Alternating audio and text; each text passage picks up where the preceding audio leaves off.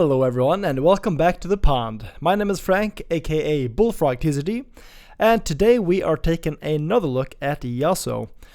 So last week we played Darius, which meant that after that video I have now completed a video of every single legend in Riftbound. And now is kind of where the fun begins, because although some of my previous videos were already like non-standard versions of the deck, here is kind of where we get to explore different ways to play each legend, and also in some cases build decks focused around the other chosen champion, because a lot of the legends, the champions kind of do very different things, so you don't really want to play both of them in the same deck.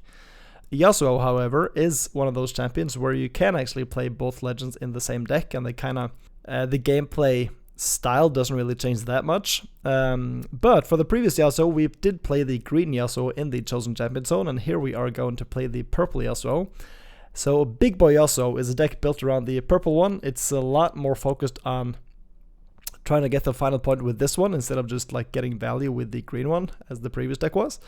But before we get that far, if you like these videos and you want to see more from me, I would really appreciate it if you would take the time to just leave a like, subscribe, and maybe even write a comment. It really supports the channel and I will be forever grateful. And one more thing is that I'm kind of debating on making these deck techs a bit shorter, because previously I've kind of read through every single card and kind of had a discussion about every single one.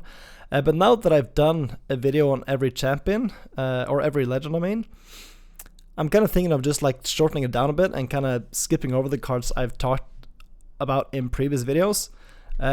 So please let me know what you think about that. Do you prefer the longer versions, or do you want them to be a bit shorter, so you kind of get to the gameplay quicker? But for this one we are going to try to kind of make it a bit shorter. So Yasuo, we all know what it does. 2 energy, exhaust, move a friendly unit to or from your base. Yasuo is one of those legends where the champions really feel like they get a lot better when played in Yasuo. Like a lot of the other champions, some of them actually get better when they're played in other legends. But Yasuo is one of those legends where the champions really get a lot better when played in Yasuo. And today we are trying the purple Yasuo in the champion zone. So 5 energy, 1 power, 4 might. Ganking, the third time I move in a turn, you score 1 point. So you can kind of already see the synergy with the legend, because this requires you to move 3 times, which is quite a lot. But with the basic move and the legend ability, you only need one more way to move the card. And purple has a lot of ways to do so. So this is actually a lot easier to get off. It's not as easy to get it off the turn you play him out. But if this gets to stick around for another turn, then it's really easy to get this ability off. And what's nice about this is that it does have ganking, so you can actually move between the battlefields. And it can also be used to score the final point. So if you are on 5 points, you could technically win the game with just this card alone in 1 turn, which is pretty sweet. But to support the Yasuo Windrider, we are playing not that many units, as you can see. We're only playing 4 units, except the champion himself. So we're playing 3 Wielder of Water. This is a deck where I actually like going second, just because we want to work with as many runes as possible. And this is a very good card to lead off with on turn 1, because it doesn't cost a power. It's really good at attacking battlefield, so usually when you go second, you're not going to be able to attack a battlefield first. But this being 4 might on attack means that we can very realistically just attack into whatever our opponent did on turn 1. The exception being decks like Master Yi, but in that case we do have buff spells to kind of get above that as well if we want to. Yeah, so this is just a really good play on turn 1. And then we also play 3 Kain Unleashed. This kind of feels like a Yasuo, like a honorary Yasuo. It has ganking. It says if I moved twice this turn I don't take damage, which could be really nice for just clearing out units without risking himself, because you can use the legend ability to move Kain into a battlefield, conquer, and then use his own move to gank over to the other battlefield, and then maybe conquer that as well, or maybe just take out some units. If you want to kill 1 unit, then you could do that without him having to die himself, because he would just get moved back because he doesn't take damage, which is pretty nice. And then we also do play the full set of the green Yasuo. This is just an insane card when you get to attack with it. And with the legend ability, of course, you can move this into a battlefield, and then if you have the ganking battlefield, you can gank over to the other battlefield in the same turn, and this is going to deal 6 damage on each of those attacks. And then if we buff him as well, that damage is just gonna get even better. So this is an insane card. It is very expensive. 6 energy and 2 power is a lot, but when we get this going, then this is just a house of a card. And then the final unit is Tasty Feyfolk as a 3 of. This is our only card that comes out accelerated, but I mean, in a way, other cards comes out accelerated for 2 extra energy because of the legend. And also what's nice about the Feyfolk is of course that it replaces itself, and you channel 2 extra runes when it dies. So even if you do end up losing this one, you don't really care that much about it because you get so much back. So this card is just really good. And the reason we play so many units is that we want to fit a whole bunch of spells on here, plus some gears as well that I'm going to get to. We are running the standard package of Defy, Charm, and Discipline. We're only running 2 Charms this time because this deck is a lot more focused on attacking than defending. But Charm could also still be nice just to remove certain stuff that's in the background. For example, like a Lux Champion. It's very annoying to just leave hanging. And then we also play on Guard. So the reason that these units, that I've included these units, is of course they synergize with the Yasuo Legend. But they're also pretty big, so they're hard to remove. But the kind of thing that removes all these 3 is Falling Star. And that's why we're on the Discipline, because the Discipline is just for 1 energy, it makes these guys come out of reach of Falling Star. And if these are in the base, which is usually where they are if your opponent uses the Falling Star on them, they usually don't have another one. So even though they dealt 6 damage and these are only going to be on 1 health if we use this, or 2 health if they're alone, they're usually not going to have another spell to take care of them. So this is just a 1 energy save unit from dying, which is really nice. Because we do rely on having our units stay alive, and that is why we do run the full set of Defy, the full set of Discipline, and 2 on Guard. We only run 2 because it's not as powerful as Discipline. We also want to fit a lot of other stuff in here. So yeah. And then we also play a full set of Fight or Flight. This card is just an insane card in purple because it allows you to move your units out of the way when they're being attacked. It can also be used to remove your opponent's stuff out of the way if they're the ones attacking. It kind of depends on what you want to do. And it also has hidden, so you can use it at reaction speed in response to like a removal spell, for example. And in addition, it also synergizes with the Yasuo Wind Rider because you can move him once with himself, move him twice with the Legend, and for the 3rd move you can use the Fight or Flight, which is really nice. But also just Fight or Flight in general is just a really good card to have in purple, and you don't really see purple decks not running this. So yeah.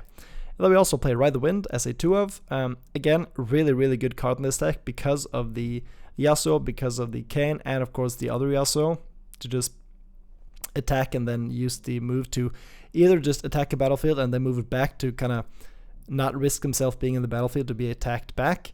But then you can also use it to gank over to the other battlefield if you're using the ganking battlefield, or if you're using Kayn, you can just move this to attack both battlefields at once, which is pretty nice. And then we play 3 Finder Center. We do, like as I said, I do kind of prefer going second in this deck because we do want to get our energy as fast as possible, and this also just allows you to do that. If we don't find the wielder, we could just play this out, ramp, it replaces itself so we don't lose any hand advantage by doing that. But that means that we are going to be on 6 energy on turn 2 if we play this on turn 1. And at that point we can play out the Kayn or the Yasuo or the Feyfolk. It kind of depends on what you have. That might not always be the correct play because in that case you won't have any energy to play your protection spells. That really just depends on the matchup. But yeah, the Finder Center is just a really good card. It does have actions, so you could also play it on your opponent's turn, so you could like keep up one of your other reactions or your kind of interactive spells, and then if they don't do anything and they attack, you can just use this instead. And it also has the added benefit of if you use this later in the game, it also only costs 1 if your opponent is on 5 or more points, which is of course very nice. And then finally we are running One Last Breath, the Yasuo signature spell. I'm only running this as a 1-of because it is a bit expensive at 2 power, but it is also really good because it readies a friendly unit and then it just deals damage equal to that might, or equal to that unit's might, to an enemy unit at a battlefield. So the effect is very good, but as I said, it is a bit expensive and I don't really want this to clog up your hand. And I just like for these kinds of effects, I just like the Fight or Flight on the Ride the Wind a bit more, because they're a bit more flexible. This realistically only does one thing. But I could definitely see this go up in the future, but for now the deck list is so tight because there are a lot of stuff that I want to fit in here. So for now, this just got bumped down to 1. But okay, we're also playing some gears. We're playing 2 Seal of Focus, just because we do, like again, if we're forced to use like Defies and Charms in the early game a lot, then the Seal of Focus is really nice to not be so taxing on our power, because we do, as I said before, we do want to get to our big stuff and also have leftover runes or energy to use on reactions and actions as well. So this just helps mitigate some of that power loss early game. And then we're also playing 3 Zhonya's Hourglass. Again, like this deck is really reliant on keeping your units alive because we do run so few of them. And the Zhonya's Hourglass is just a free save whichever unit. And then for the final gear, we are running 3 Mask of Foresight. So 2 energy when a friendly unit attacks or defends alone, give it +1 might this turn. So this might seem a bit similar to the Wielder of Water ability, but the key difference is that this says while and this is when. And the way the rules work is that since this says while, this only gets the plus while it's attacking or defending. And then when it's done doing that, then it goes back to its normal might. This one says when, and what that means is that when this attacks, it gets a +1, and then that +1 sticks on it throughout the turn. Which means that if you're able to attack twice in a turn or defend twice in a turn, it's going to stack, so it's going to get a +1 twice, which is really nice. And it is nice to just being able to play the Wielder of Water on turn 1 and then playing the Mask on turn 2, and the Wielder being able to swing for 5 out of the gate. It's basically going to take care of anything. And also just the Yasuo being able to swing in and deal 7 damage also could be relevant against some units. And the Kayn as well, because you usually want to attack twice with this one. And with the Mask, you can kind of attack the weaker battlefield first, and then if you attack again, this is going to be an 8 might unit that can't die. And 8 might is going to be able to take care of a lot of stuff, including like Dead Bloom Predators and stuff like that.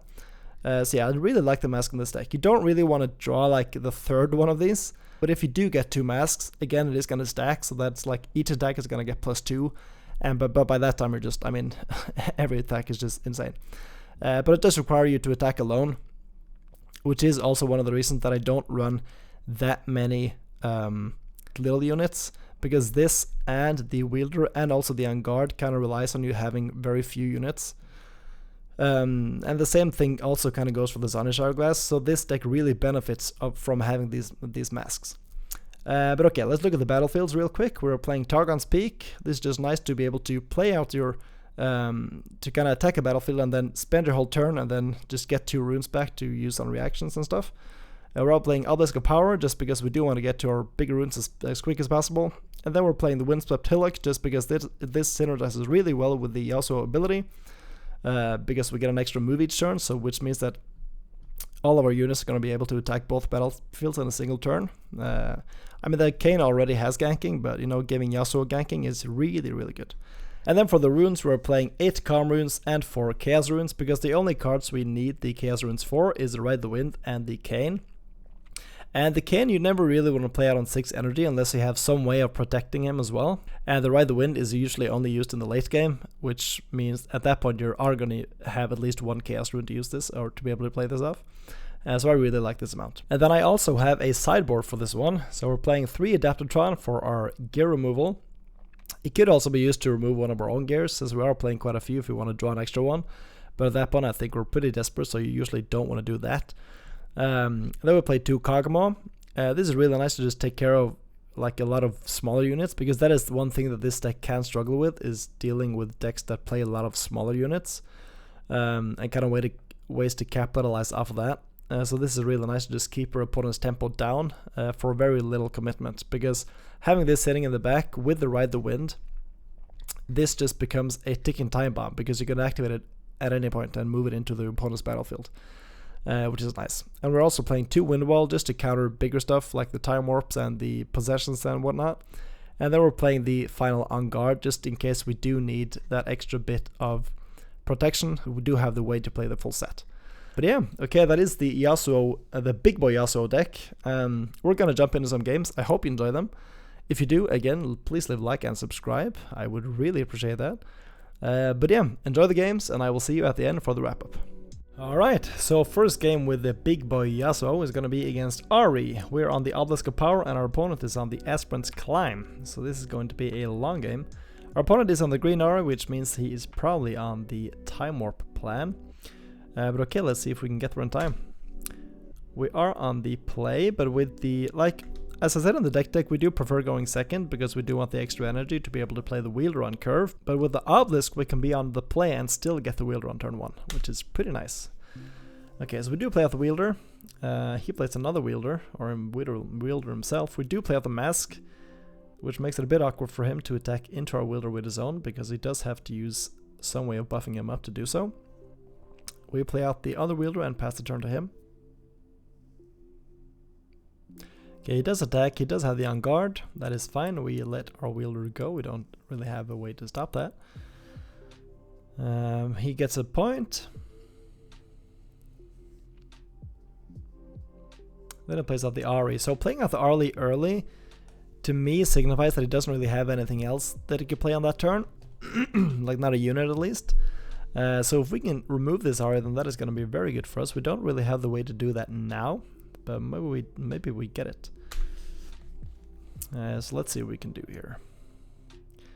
What's really awkward about the Ahri is that even if we do get the buff from the mask, the Ahri is going to give them wielder a minus, so we can't actually just attack into the wielder with our wielder there.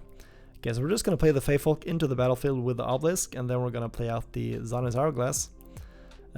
We played it out like that just because we don't really want him to conquer both battlefields, which he didn't. He is going to play out the Feyfolk into the other one and then just move the wielder back. We're going to play a Finder Center, draw into a Charm. The Charm is very nice because that is going to allow us to take care of the Ahri, because he doesn't have any energy up. We are going to play the other Finder Center.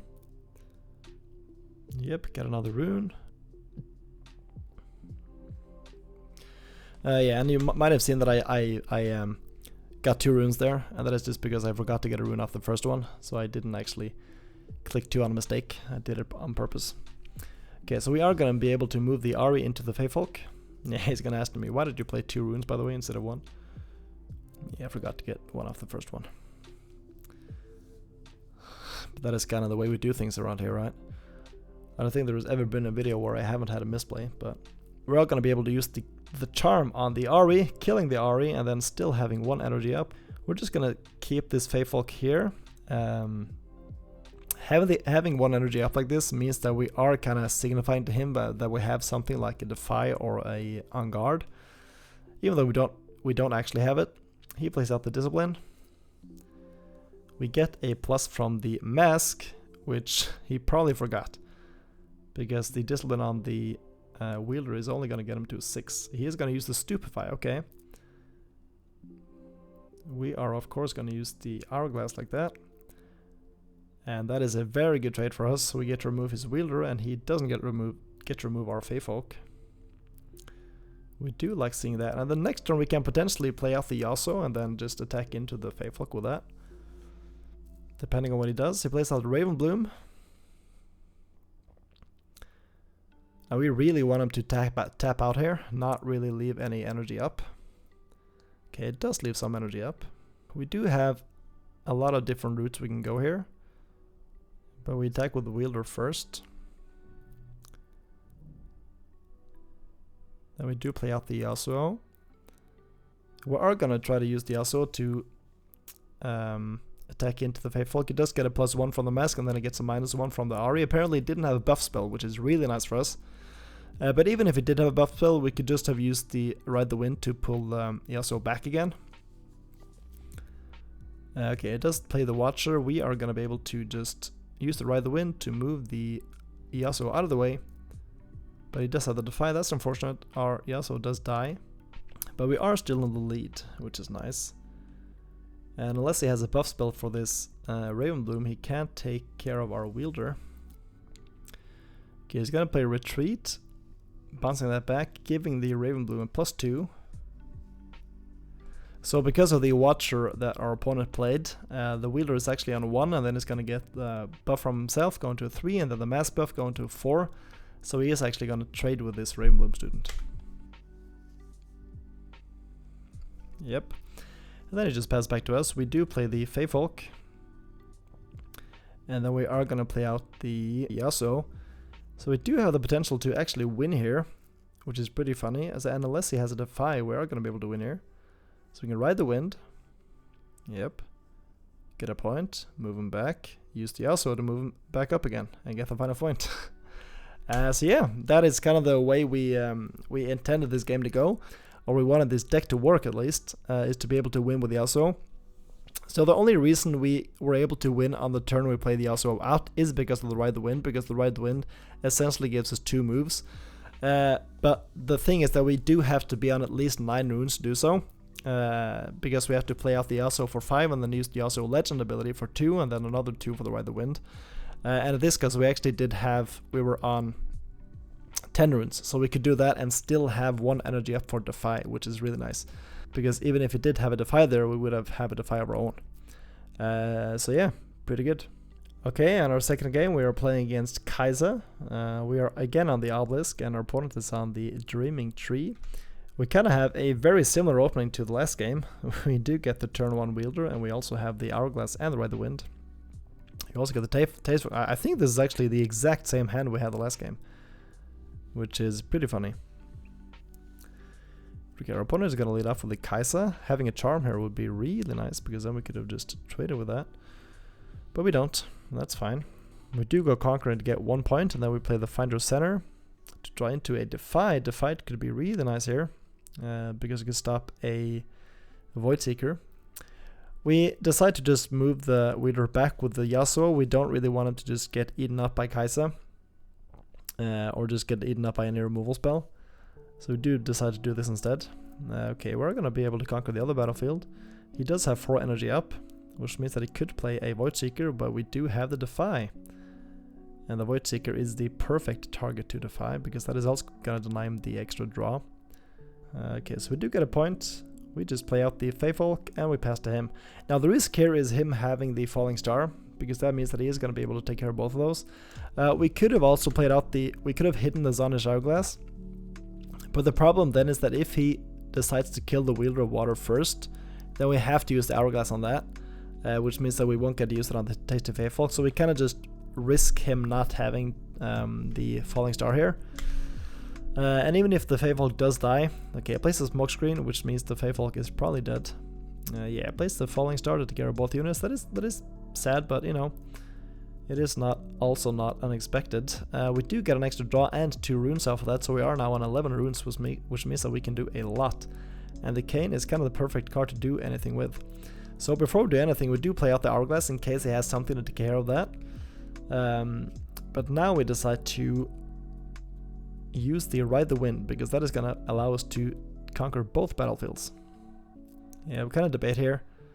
Do we do the Kai'Sa or do we do the Poro first?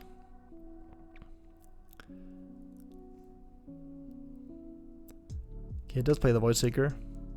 Yeah, and that is kind of why we did that, because if he played something like the Void Seeker, then he would have been able to trade into it with the Poro.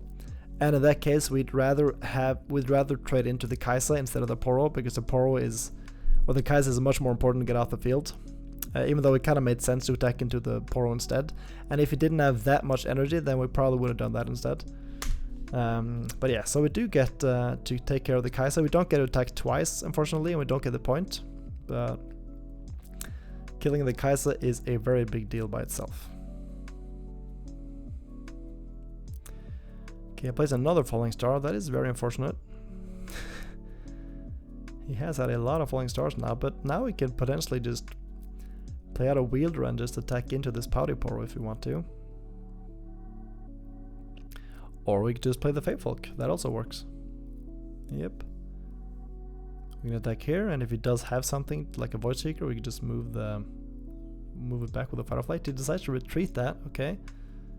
That is fine, and we play the Wielder out. And then we do hide the Fight or Flight, just because if he does have something like a Void Seeker, then we can move him back so he actually doesn't get to deal damage that way. Okay, place a Stupefy on something, probably just because of the redraw. Okay, draws 2 off that because he is on the Dreaming Tree, so he gets to draw 2 off the Stupefy. Plays out 2 Raven Blooms and 1 Poro. That is really nice for us. That doesn't really do a lot for him here. Okay, we're drawing to the Last Breath. That's very interesting. We can't really use it now though. We attack with the wielder into the watchful sentry here. He could have something like a Hextech here, for example. That is fine, we still get to kill it, and then we could just play out the other one and attack into the battlefield with the Yasuo ability, like this. And unless he has another Hextech Ray, because what's important to note about the Wielder of Water is they only get +2 if they're attacking. And to be attacking, the opponent has to have a unit there as well. Okay, we get the point, we're on 5 points. So now we could potentially win next turn with the Yasuo Wind Rider, because the last breath is going to be able to give us an attack. Okay, our opponent plays out a Cleave on a Raven Bloom. That is fine, that is going to become a 6, which means that we could use the last breath to kill the Feyfolk. No, to kill the Raven Bloom with the Feyfolk, but we realize something. We realize something else, because that hidden card over at Taste of Feyfolk's battlefield is a Fight or Flight. And what that means is that we're actually going to be able to win this turn. So we can play out the Yasuo,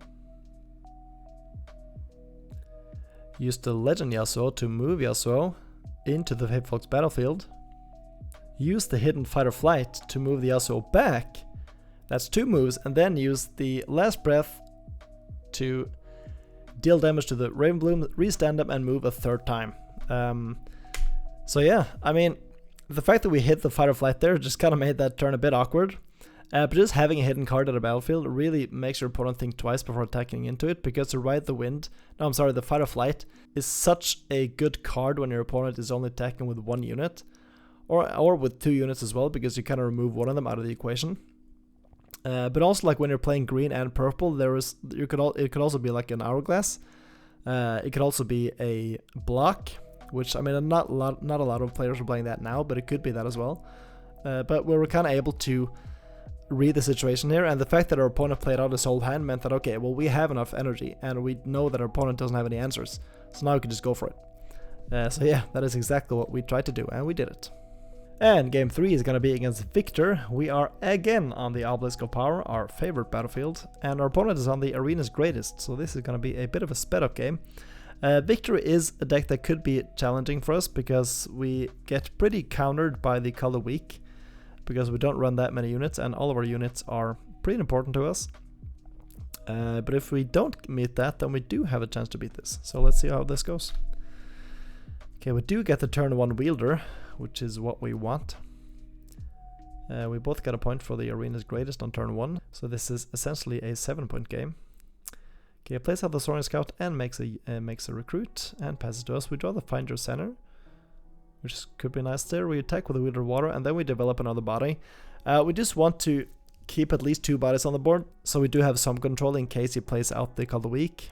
He plays out the Viktor and passes to us. We attack with the Wielder into the other battlefield. He does have a smoke screen, but we decided to let that through. The Wielder goes to 1, and then we play the Discipline and build him up to 3 again. And we do get the redraw as well. Our opponent gets a token off the Viktor. That's fine. And then we can play out a Finder Center to ramp a bit.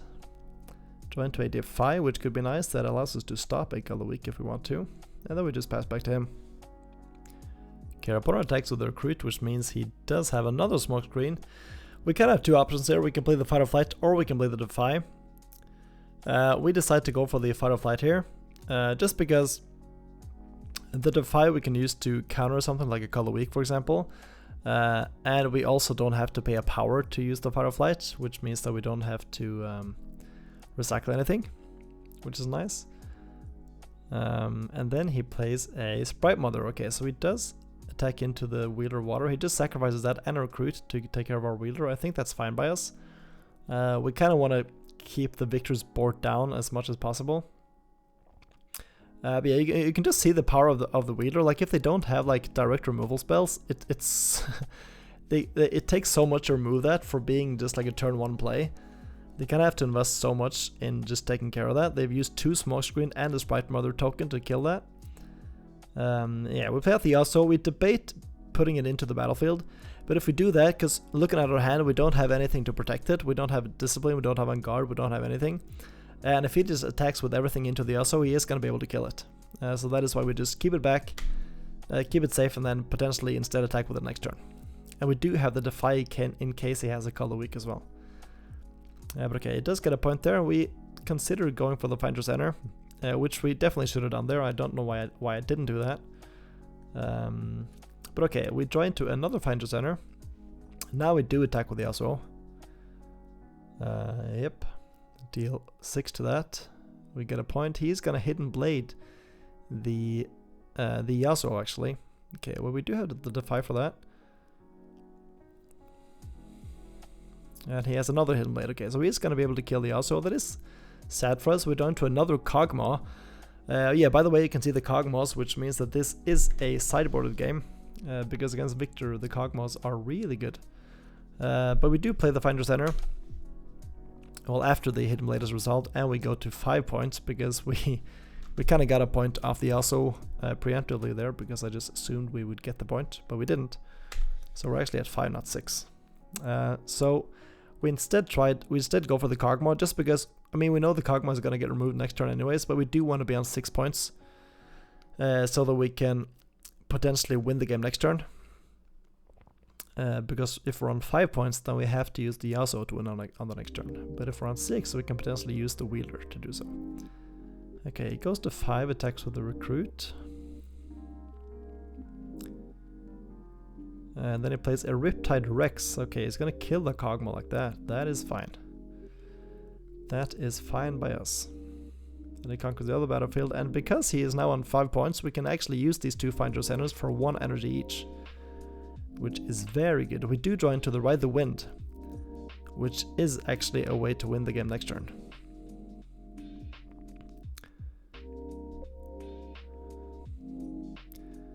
And he attacks with, or goes into with the Swipe on the, and the Viktor. Okay, so we're just gonna build up that battlefield. And he has seen one Kog'Maw, and he's like, nah, he probably doesn't have another one. But we're gonna be able to use the Fight or Flight on the Riptide Rex. Yeah, he's gonna get a token there. Off the Viktor ability. He wanted to do that last turn, but he didn't, and I just let him. Okay, the Riptide gets moved back. We're just gonna play out the Kog'Maw. We're gonna move the Kog'Maw into the battlefield, blow everything up, and then because we did draw the Ride the Wind, we are gonna be able to attack into the battlefield with the Wielder, get 1 point, and then use the Ride the Wind to move over to the other one and conquer that as well, and go to 8 points. So that is kind of the power of the Ride the Wind. And that is also why we did go just play Kog'Maw into the battlefield there, just go to 6 points, because being on 5 and 6, it's such a big difference, because when you're on 6, especially in Yasuo, where you have so many ways of just moving units with between the leader ability and of course the Ride the Wind as well, it is so easy for us to go from 6 to 8 and win on that turn. But if we're on 5, we can't do that unless we have the Yasuo. But then we kind of have to have a lot of other stuff to work to make that function. But this way we did draw into the Ride the Wind with the Finder Centers, and we were able to take both points on the final turn and get the win. And for game 4, we are going to play against the Viktor again. This is kind of the hand you don't want to see against this deck, or against any deck really. And it is one of the risks of running as few units as we do, is that we don't really get our turn 1 plays. So we have 2 Feyfolk, 1 Finder Center, and a Defy. We can play the Finder Center on turn 1, which is going to accelerate us, which means that we are going to play something on turn 2.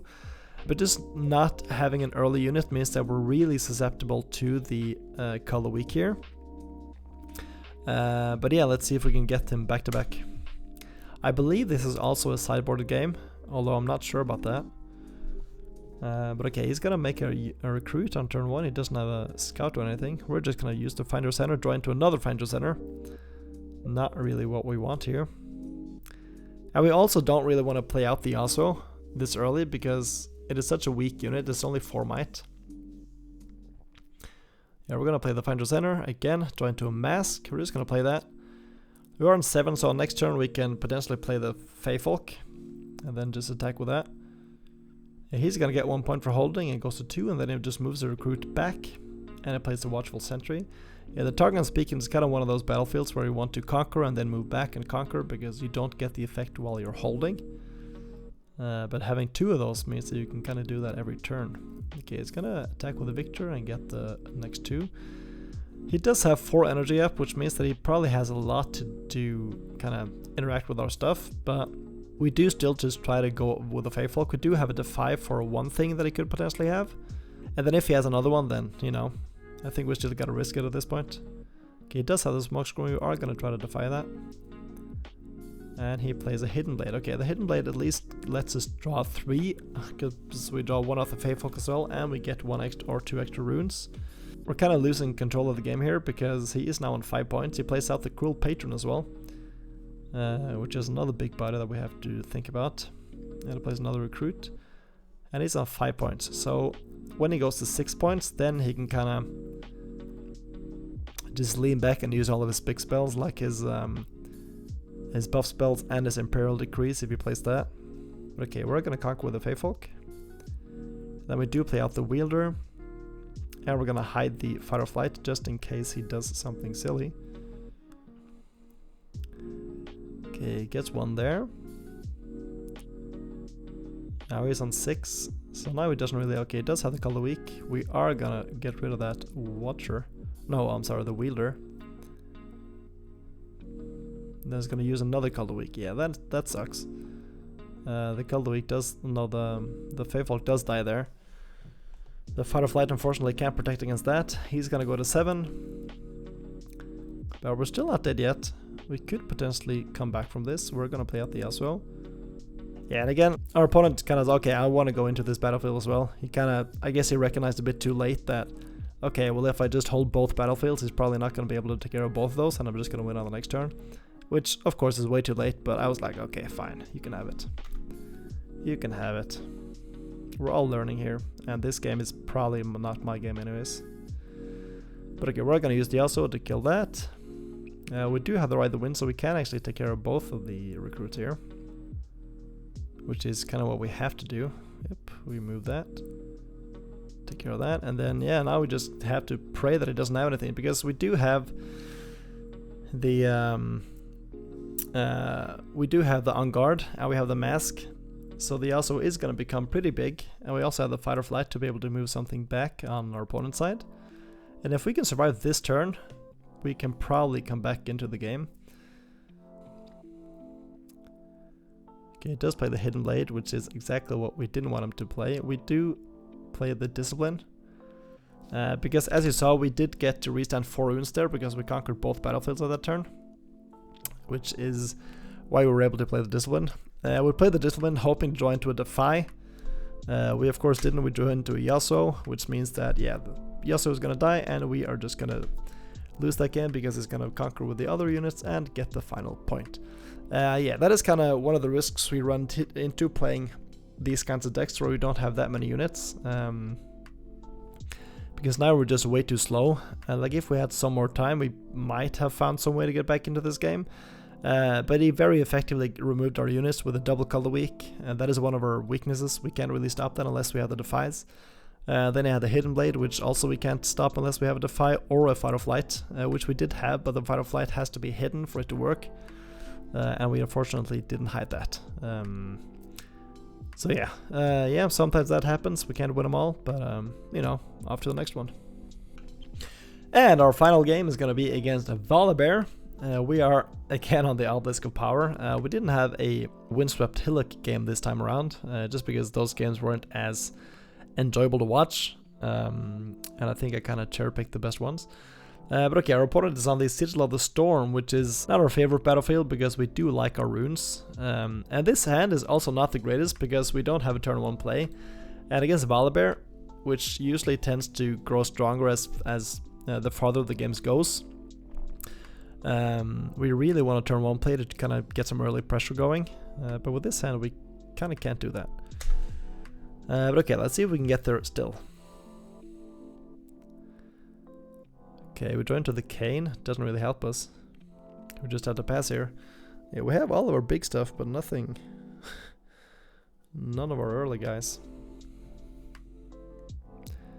Our opponent just plays a Confront just to draw 1.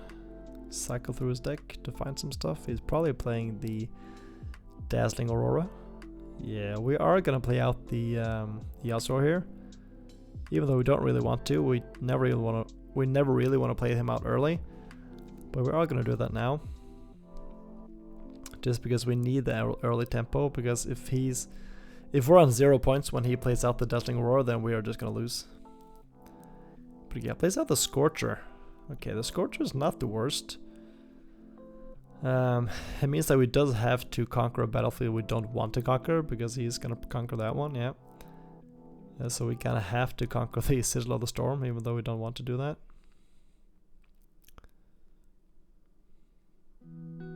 Yeah, we're just gonna play the Yasuo and then conquer, minus another rune, and yeah, get a point. I mean, he's on 8 runes, so he can't play the Dazzling Aurora yet. He can play the Deadbloom Predator, which of course is not the greatest for us. But I mean, at the same time, we don't really care that much about losing a Yasuo, because it's way too early for the Yasuo anyways, and it can't really contest all the big stuff that Volibear has. Okay, he plays a Misfortune. That is interesting. Okay, so he's gonna build up that battlefield. That is kind of what we want, because that means that we can potentially just delete that battlefield with the Yasuo, which I mean, it's kind of interesting that he did that, because maybe he didn't read my Yasuo ability. But the Yasuo is going to be able to just kill both of those guys. We are gonna deal 7 to Misfortune. And then we kill the Scorcher. Okay, that was a very weird play from our opponent. Yeah, we debate moving the Yasuo back. We decided not to. Just because we'd rather have the opportunity to hold, and then we can potentially use the Fight or Flight if he plays something out like a Deadbloom Predator. He does find the Aurora, which puts us on a clock as well. And what does he find? He found a Volibear Imposing. Okay. That is a monster of a unit. But we do go up to 5 points here, which is very relevant. And that means that we can potentially win using this Yasuo. The champion Yasuo. But we are gonna play out the other Yasuo, because that could potentially allow us to just double Yasuo into the Volibear and then just take that one out with the Yasuo abilities, like the on-attack abilities. But let's see what it does here first. So depending on what he plays, we basically either win next turn or we don't win. Because now is kind of the opportunity we have to take care of all of his big guys before he gets too many of them. Okay, he plays another Aurora, okay. Gets another Volibear.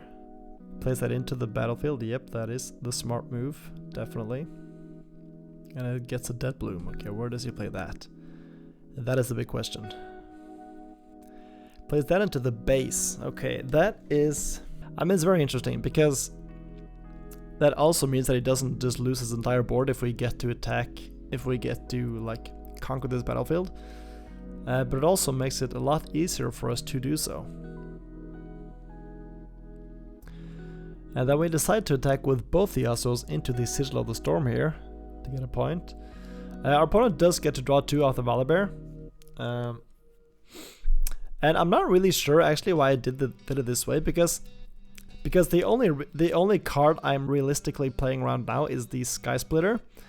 Because what I could have done is that I could have attacked with 1 Yasuo into the Volibear, use the ability kill that Volibear because I get +1 from the mask, so that is going to be 14 damage total, and then I could have done that again to kill the other one, and then I could have conquered with the Yasuo, moved it back with the Fight or Flight, and then I could have used the Legend ability to conquer the other battlefield and also get the point for moving 3 times, and actually win the game there. The only thing that we're scared of, as I said, is the Sky Splitter, because if he does have that, then that is not going to work, because then he can just kill the Yasuo. But yeah, this is also a very interesting play, because now I kind of force him to have more Deadblooms. Because I do have a Fight or Flight, so I can't just move that Deadbloom back. And even if he does have 1 Deadbloom, we can still survive with 1 Yasuo, which is nice. And he plays out another Misfortune. That's a pretty cool play, because that allows him to restand the Volibear. So he's going to be able to attack with the Volibear. He gets one rune back from playing that out, or from playing the Misfortune out. And he plays a Snapvine. Well, we do actually have the On Guard, so we can actually protect against that, which is nice. Which means the Snapvine is just going to die. So now we just hope that he doesn't have a Dead Bloom off the Dazzling Auroras. Okay, it does attack with both of those. We can use the Fight or Flight to move one of those guys back. But that also means that we won't have the ability to use that on the Yasuo next turn. So we have to find another way of winning this. Yep, we decided to move back the Volibear. And then we actually draw into the Fight or Flight, which is hilarious. Yeah, our opponent is going to be able to use the Dazzling Auroras here, but because we drew the Ride the Wind here, we don't really care about what he gets, because now that he removed both our units from the battlefield, he can actually, even if he does get a Dead Bloom, he can actually put something in there. Which means that since we got the Ride the Wind, we're actually going to be able to win anyways. Again, unless he has a Sky Splitter, in which case he can just kill the Yasuo and we will actually lose. Just off him revealing cards from the top of his deck with the Dazzling Roar, we can see that all 3 Sky Splitters are in his deck, which means that now we have nothing to worry about. So now we're just waiting for him to finish. We don't really care what he gets, we're just gonna win anyways. The Snapvine, that's fine. The Snapvine can't target off the battlefield, so that's not gonna be able to do anything. Yep, you can build it up as much as you want. You can build it up as much as you want, and it's gonna get a Misfortune as well. That doesn't do anything. Put it into base, doesn't matter. Now, the only way for our opponent to win here would be him drawing a Sky Splitter off the Volibear here by me moving the Yasuo into the battlefield. But, as we saw from Dazzling Auroras, we know that he put all 3 Sky Splitters to the bottom of the deck, so those are not going to be seen. So we are completely safe here. We're going to get 1 point for conquering, and then we're going to move it back with its own ability, and then we're going to just use Ride the Wind, move him back up, and get the final point. Yep. And that was so close. We kind of, I mean, I guess we kind of missed lethal on the previous turn, because we could have attacked one Yasuo at a time and killing each Volibear one at a time, and then just moving the Yasuo 3 times that way. But then we kind of decided to, okay, we're just going to conquer this other battlefield instead, and then hope he doesn't have double Dead Bloom, and then we could just move the Yasuo back and forth through that battlefield instead. Unfortunately, he did play the Misfortune to move the Volibear back and then attack with the Volibear and the Dead Bloom to take care of both of our units. But the fact that we were able to use the Fight or Flight on his Volibear, and the fact that we top decked to Ride the Wind, meant that we were actually able to win anyways. So that is also a very, very big lesson in don't give up before it's over, because that top deck could be the card that is going to win you the game, and that is exactly what happened here. If we didn't draw that Ride the Wind, then that would probably just been game over, because look at this board. He has double Volibear, double Misfortune, and a Snapvine, and he's also going to get 3 more units next turn. Yeah, it was this turn or nothing, and we actually drew the card that won us the game. So yeah, very good way to end this video. And that is Big Boy Yasuo. You really saw the power of the Yasuo Wind Rider there. Just being able to get 3 points in 1 turn is such a huge deal, or just get 1 point without having to conquer both battlefields is also such a huge deal. And the fact that we can enable this by both the Fight or Flight and the Ride the Wind, and also the Last Breath, which you saw in one of those games, just means that if this guy sticks around, then it is a really consistent way to win. We don't play that many units.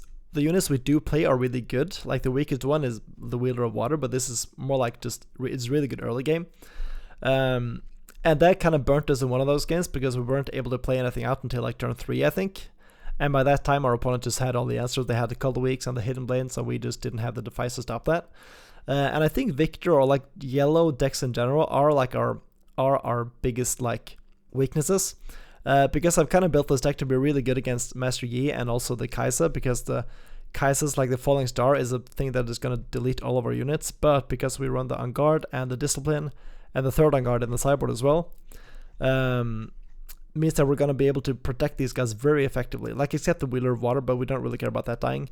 The cards we really want to protect are these guys. and also the Yasuo, of course. But as you saw, the Yasuo is only a 4-might unit, and we'd never really want to play him out early unless we have to. But in that final game, that actually worked out because we were able to keep him alive until the end of the game, and at that point we were able to win with the Ride the Wind. So yeah, I think this deck is really cool. I think the only thing that is kind of the negative of this one is the fact that it's not as consistent when you don't get all your units. But even then, like, unless your opponent is able to just run away with the game, even if we don't get to play a unit until like turn 3, we are still able to get back into the game because our units are so powerful, and we do have the whole support package around them. And if we can, for example, develop a Zanish Hourglass before we play out anything, then it's going to be really hard for your opponent to deal with our stuff. So if we play this out and then on the next turn we play out the Feyfolk or the Yasuo, for example, then our opponent is going to have a really hard time removing that. But yeah, this deck is really sick. Try it out, see how it feels. There are definitely some numbers you can tweak here and there, but I think I like the list as it is. But yeah, that is going to be the end of the video. I really hope you enjoyed it. I also hope to see you in the next one. But until then, take care and bye-bye.